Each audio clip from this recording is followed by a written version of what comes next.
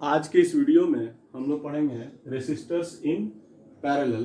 पिछले वीडियो में मैंने आपको ये बताया था और उस दिन मैंने पिछले वीडियो में दो रेसिस्टर्स को पैरेलल में उसका इक्विवेलेंट निकालने के लिए आपको बताया था।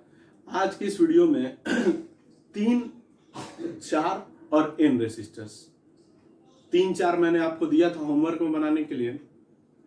आप लोगों ने बनाया, यदि सही है तो मिला लीजिए, गलत है तो उसको सही कर लीजिएगा। तो आइए पहले चित्र देखें कि तीन रेसिस्टर का कैसे होगा। तो ये हो गया एक, दो रेसिस्टर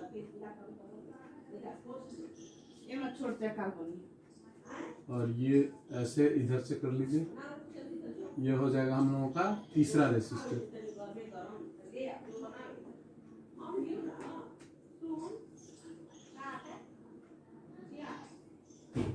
ये R1 हो गया, R2 हो गया, R3 हो गया और ये भी हो गया पोटेंशियल डिफरेंस ऑफ बैटरी।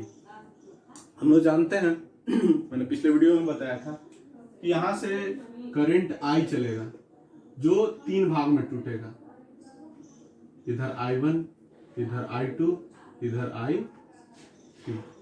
बताया था मैंने कि पैरेलल में पोटेंशियल डिफरेंस सेम होता है लेकिन करंट अलग अलग रेसिस्टर से फ्लो करता है। क्यों करता है अलग अलग, इसका भी कारण मैंने आपको बताया था from the equation V equals to I R. तो यहाँ पर हम लोगों को तीन रेसिस्टर्स हैं, तो मैंने आपको बताया था कि ये तीनों करंट किससे टूटा है, I से। तो I इक्वल टू हम लोग क्या लिख सकते हैं, I1 plus I2 plus I3 लिख सकते हैं। नेट करंट, टोटल करंट यहीं से, इसी सोर्स से मिला है। तो हम लोग ये तीनों को इंडिविजुअली जोड़ दें तो पूरी वही रेसिस्टेंस मिल जाएगा। I इक्वल टू मैंने आपको पिछले क्लास में बताया था कि V बाई R होता है, लेकिन मैंने ये भी साथ में बताया था कि यहाँ REQ लिखिएगा, इक्विवेलेंट के लिए लिखना, पिछले वीडियो में बताया गया था आपको। अब इक्वल टू ये क्या हो जाएगा, V by R1, V by R2 और ये क्या हो जाएगा, V बाई R3। कोई दिक्कत नहीं होना चाहिए आप लोगों को, क्योंकि तो दो तक का तो कल आप लोग समझे ही हैं, तीसरे में बस केवल एक बढ़ गया। अब यहां बताइए V by REQ is equal to, इन तीनों में यदि हम कॉमन रखें तो V है कॉमन, यहां से 1 बाई R1, यहां से 1 बाई R2 और यहां से 1 बाई R3 हो जाएगा। अब ये भी कैंसिल, तो 1 by REQ is equal to 1 by R1 plus 1 by R2 plus 1 by R3, ये हम लोगों को मिल जाएगा। लेकिन याद रखिएगा, जब आपको फाइनली आंसर निकालिएगा, अभी नहीं, आगे चल के जब आप सॉल्व करना इन लोगों को, इन क्वेश्चंस को शुरू कीजिएगा तब की बात है। तो आप लोग यहाँ 1 बाई REQ हम लोगों का निकला है, लेकिन क्वेश्चन पूछेगा REQ, तो इन सब को सॉल्व करने के बाद उसको क्या कर देंगे, बस रेसिप्रोकल उसका कर देंगे, तो हम लोगों को मिल जाएगा, आपको चारों ये इक्विवेलेंट रेसिस्टेंस मिल जाएगा। ये तो हो गई बात तीन रेसिस्टर्स पैरेलल होने की। अब हम लोग बात करेंगे चार रेसिस्टर्स की, जो मैंने आपको होमवर्क में दिया था। चार रेसिस्टर्स जब पैरेलल में होंगे तो इक्वेशन क्या आएगा, कैसे बनेगा और फाइनली REQ का क्या होगा, तो उसके लिए भी हम लोग सीख लेते हैं। और फिर एन रेसिस्टर्स के लिए, एन वाले में डॉट डॉट दे करके हम लोगों को छोड़ना होगा। फिलहाल चार के लिए ऐसे ब्लॉक्स बना लें, 1 2 3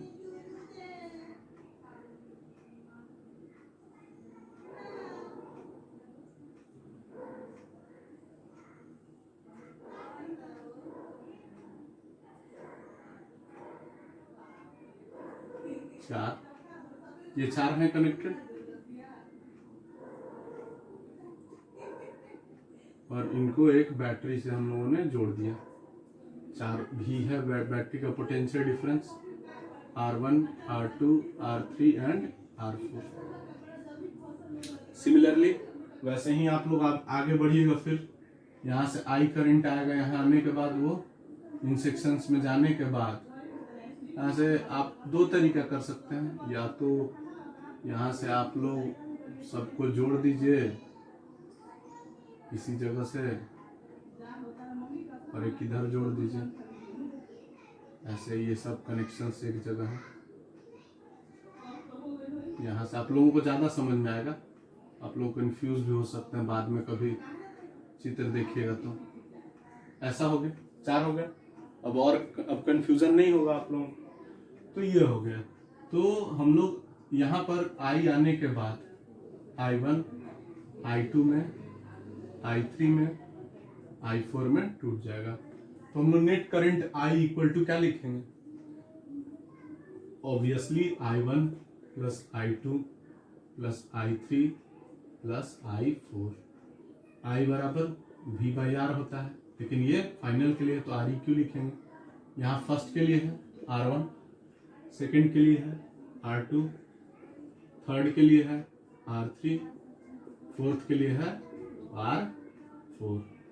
अब यहाँ V/REQ, इन सब में V कॉमन ले लिया, 1/R1, 1/R2, 1/R3, 1/R4, V से भी कैंसिल।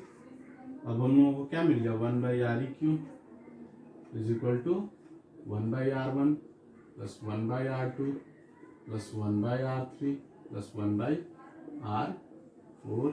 इस ढंग से ये हम लोगों को 4 रेसिस्टर्स के लिए एक इक्वेशन मिल गया। अब जो मैं बताने जा रहा हूं वो है जनरलाइज्ड फॉर्म, कि कैसे हम लोग टोटल के लिए कर सकते हैं, सबको एक साथ कैसे कन्वर्ट करेंगे। यदि चार नहीं n रेसिस्टर्स हो, बहुत सारे रेसिस्टर्स के लिए क्वेश्चन आएगा, तो आप क्या कीजिएगा? तो वैसे के लिए अब हम लोग एक जनरलाइज करता हूं मैं, उसके लिए चित्र की जरूरत नहीं, ये इनफाइनाइट तक चला जाएगा, यही आगे बढ़ कर। तो मैं केवल उसका फॉर्म बस बता देता हूं, आप लोग बाकी चित्र तो समझ ही गए होंगे, और फिर भी प्रॉब्लम होगा तो आप पूछ लीजिएगा। तो n रेसिस्टर्स के लिए हम लोग n रेसिस्टर्स पैरेलल में है, तो सब में करंट अलग अलग जाएगा। I इक्वल टू फाइनली क्या लिखेंगे? I1 plus I2 plus I3 up to IN। n resistors में हर एक के लिए इंडिविजुअल करंट होगा, क्योंकि करंट अलग अलग होता है पैरेलल में। तो I1 I2 I3 IN तक मैंने मान लिया। अब यहाँ इसको REQ के तहत लिखेंगे, REQ। इसको क्या लिखेंगे? V/R1, ये क्या हो जाएगा? V/R2, ये क्या हो जाएगा? V/R3 अप टू ऐसे ही चलेगा V/RN तक। अब V/REQ, V कॉमन ले लिया यहां से, 1/R1, 1/R2, 1/R3 up to 1/RN। अब ये V और ये भी कैंसिल, तो हम लोगों को फाइनली क्या मिलेगा? 1/REQ is equal to 1/R1 plus 1/R2 plus 1/R3 up to 1/RN। तो ये हम लोगों ने सीख लिया कि पैरेलल रेसिस्टर्स को आपस में, बहुत सारे रेसिस्टर्स को पैरेलल में हम कनेक्ट करते हैं तो इक्विवेलेंट रेसिस्टेंस कैसे निकालते हैं। आप लोग थोड़ा ध्यान से इसको एक बार देख लीजिए बोर्ड पर।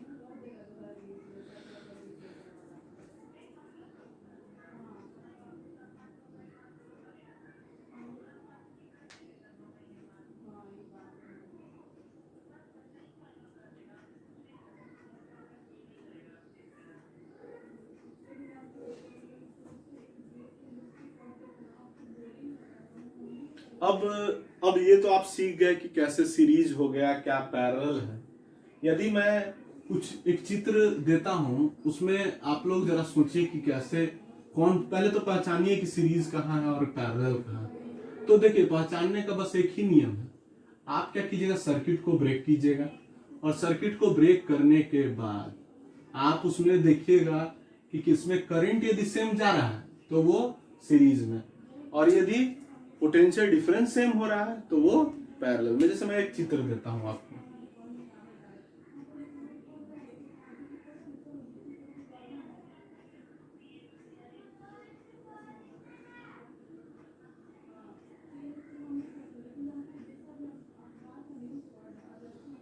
ये मान लिया R1 R2 R3 R4।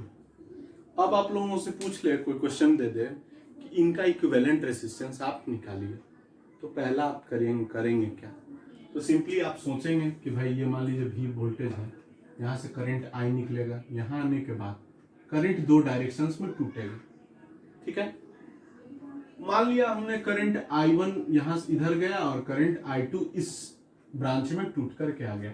अब बताइए R1 और R2 के थ्रू कौन सा करंट जाएगा? I1 जाएगा। R1 और R2 के ब्रांच में कौन सा करंट जा रहा है? I1। तो अभी मैंने आपको बताया था कि जब करंट सेम जाए तो वो क्या में होते हैं? सीरीज में होते हैं। तो इन दोनों को हम लोग एलिमिनेट अब कर सकते हैं, इनको हटा करके सीधा क्या कर सकते हैं? इन दोनों को हटा सकते हैं हम लोग, और इन दोनों का बदला में एक रेसिस्टर लगाएंगे और उसका वैल्यू क्या होगा बताइए? आपकी जोड़ देते हैं हम लोग सीरीज में, तो उसका वैल्यू हो जाएगा R1 प्लस R2। मैं एक टिपिकल बस बता रहा हूं, ऐसे नंबर के फॉर्म में होगा। वैसे ही इस ब्रांच में दोनों में R3 में भी I2 जा रहा है और R4 में भी I2 ही जाएगा। तो यहाँ भी आप अलग अलग ये समझ सकते हैं कि ये दोनों क्या चीज में होगा? सीरीज में। और सीरीज का REQ हम लोग कैसे निकालते हैं? ऐड कर देते हैं। तो इन दोनों को भी ऐड करेंगे हम लोग। तो फिलहाल अब हम लोग क्या निकाल लेंगे? यहाँ एक ही रेसिस्टर लग जाएगा। ऐसे ही आप लोग बनाइएगा। ये क्या कर रहे हैं हम लोग? उसको छोटा करते चले जा रहे हैं ताकि क्लियर हो जाए। अब ये क्या बन जाएगा बताइए? R3 plus R4। अब बताइए आप मुझे कि ये जो R1 प्लस R2 है और R3 प्लस R4, ये अब आपस में क्या है? तो स्वाभाविक बात है, इन दोनों का एक एंड यहाँ, दूसरा एंड यहाँ, यानी दोनों आपस में क्या हो गए? पैरेलल में। तो अब इनका हम लोग इक्विवेलेंट निकालेंगे तो क्या लिख देंगे? 1/REQ equal to 1/R1 plus R2 plus 1/R3 plus R4। और व्हाटएवर जो इसका वैल्यू होगा, न्यूमेरिकल वैल्यू, उसको हम लोग अपना जो भी इक्वेशन में आएगा उसको पुट करेंगे और उसको सॉल्व कर देंगे। इसके रिगार्डिंग ये सब क्वेश्चंस थे, ठीक है। आगे मैं आपको कुछ क्वेश्चंस भी बताऊंगा, ठीक है। लेकिन फिलहाल अब हम लोग इसके बाद जो पढ़ेंगे वो पढ़ना है हम लोगों को ये इलेक्ट्रिक सर्किट। थोड़ा मैं आपको बताऊंगा और बताऊंगा कि घर में हम लोगों का सीरीज कनेक्शन ज़्यादा अच्छा है या पैरेलल है। यदि पैरेलल है तो क्यों है, और यदि सीरीज है तो क्यों है। यदि पैरेलल नहीं है तो क्यों नहीं है, और सीरीज नहीं है तो क्यों नहीं है। ये सब कारण हम लोग धीरे धीरे जानेंगे। साथ में जहाँ तक बात है न्यूमेरिकल्स की, तो मैं कोशिश करूंगा कि आपको कुछ न्यूमेरिकल्स इन सब पे, सीरीज और पैरेलल से रिलेटेड कुछ न्यूमेरिकल मैं आपको नेक्स्ट वीडियो में, कल के वीडियो में कुछ क्वेश्चंस दूंगा जिसको आप लोग बना करके देखिएगा और आप लोगों का कंसेप्ट धीरे धीरे सीरीज और पैरेलल के रिगार्डिंग क्लियर हो जाएगा और आप लोगों को कोई प्रॉब्लम नहीं होगी कि सीरीज क्या होता है, पैरेलल क्या होता है, और आप न्यूमेरिकल अप्रोच आप लोगों का अच्छा हो जाएगा। बस आप लोगों का काम क्या है कि इसको खूब अच्छे से समझिए। जितना मैंने आपको सीरीज और पैरेलल में जितनी बातें बताई हैं उनको खूब अच्छे से समझिए, और कहीं दिक्कत हो तो आप कमेंट बॉक्स में पूछें या पर्सनली जो लोग पूछते हैं पूछिए, ठीक है। और यदि समझ में आ रहा है तब तो बहुत अच्छी बात है। ये इसका टेस्ट हो ही जाएगा। कल मैं आपको कुछ न्यूमेरिकल्स कोशिश करूंगा कि दूं, ठीक है, जिसके आपका सीरीज और पैरेलल का कंसेप्ट क्लियर हो जाएगा। तो आज के वीडियो में इतना ही हम लोग रखते हैं, ठीक है। नेक्स्ट वीडियो में न्यूमेरिकल के साथ आपको मैं न्यूमेरिकल कोशिश करूंगा कुछ गैदर करूं और आपको न्यूमेरिकल दे दूं।